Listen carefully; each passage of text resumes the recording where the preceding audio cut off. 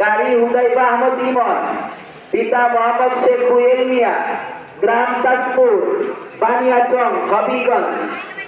न कोई आप जैसा है ना कोई आप जैसा था, कोई यूसुफ से पूछे मुस्तफा का हुस्न कैसा था।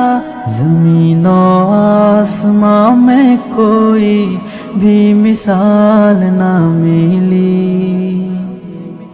मौलाया सल्ली व सल्लिम दाइमन अबदन अला हबीबिका खैरिल खल्क़ि कुल्लिहिम।